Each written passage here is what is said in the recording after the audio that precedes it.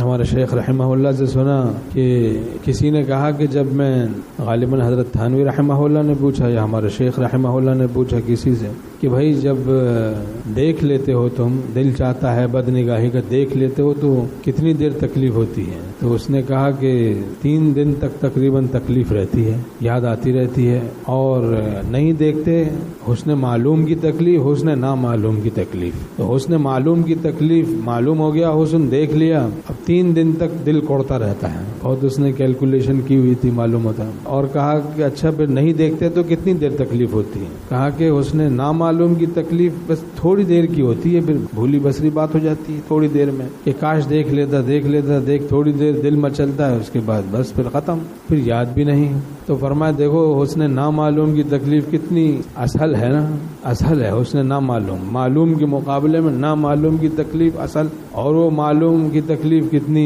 خطرناک ہے، حسن معلوم کی تکلیف کتنی خطرناک، 3 دن تک نہ نکلی نہ اندر رہی جان عاشق، عجب کشمکش میں رہی جان عاشق، جتنا تڑپو گے جال کے اندر، جال گھسے گا کھال کے اندر۔ اللہ ہم سب کو اپنی محبت میں تڑپنے کی توفیق عطا فرمائے۔ ان حسینوں سے کس کو ملا چین ہے، جس نے بھی دل دیا ان کو بے چین ہے۔ غالب آگرہ جب گیا تو اس نے کہا آگرے کے شعلہ روح ہیں آگرے، آگ جیسے چہرے ہیں، آگرے کے شعلہ روح ہیں آگرے، بھاگ رہے مرزا یہاں سے بھاگ رہے۔ حضرت یوسف علیہ السلام بھاگے اور وہ تالے ٹوٹتے چلے گئے، تو بھاگے اللہ کی طرف، انشاءاللہ راستے کھلتے چلے جائیں گے۔ اللہ کی طرف ہم بھاگیں، دوڑیں، ففروا الی اللہ اما سوى اللہ اللہ، غیر اللہ سے اللہ کی طرف دوڑیں، انشاءاللہ راستے کھلتے چلے جائیں گے، بند دروازے کھلتے چلے جائیں گے۔ ہٹو میری نظروں سے امواج رنگی، یہ کشتی پیا کے نگر جا رہی ہے۔ عشق مجازی کے گٹر سے نکلیں گے، بد نگاہی کے گٹر سے نکلیں گے تو پھر ہمیں یہ سب گلستان نظر آئے گا، اللہ کی محبت کا، معرفت کا۔ حضرت جلال الدین رومی رحمۃ اللہ فرماتے ہیں غرض صورت بگذری اے دوستاں، گلستانست گلستانست گلستاں۔ اگر تم صورت پرستی چھوڑ دو پھر ہر طرف تمہیں اللہ کی محبت و معرفت کا گلستان ہی گلستان نظر آئے گا۔ گناہوں میں پریشانی بھی، ذلت بھی، مشقت بھی، مگر تقویٰ سے رہنے میں کوئی محنت نہیں ہوتی۔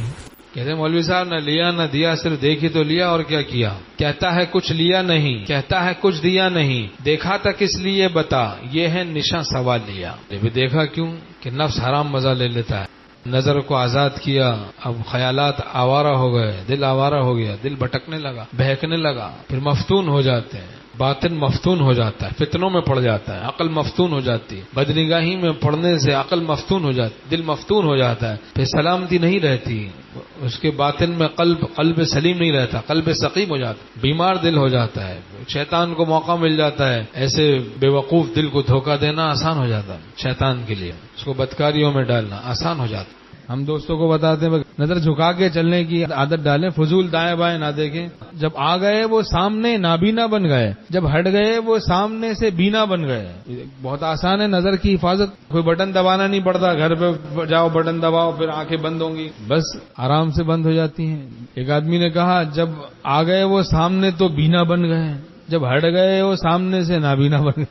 ارے بھائی یہ کیسی حالت ہے بری؟ تو نظر کی حفاظت سختی سے اس کا اہتمام کریں۔ میری نظر پہ ان کی نظر پاس با رہی، افسوس اس احساس سے کیوں بے خبر تھے ہم۔ تو نظروں کی حفاظت اور دل کی بھی حفاظت کر لیں، دل میں گندے خیالات نہ لائیں، خیالات کا آنا برا نہیں، لانا جمانا ٹھکانا برا۔ اللہ ہم سب کو حفاظت نظر کی توفیق نصیب فرمائے اور توفیق تقوی نصیب فرمائے۔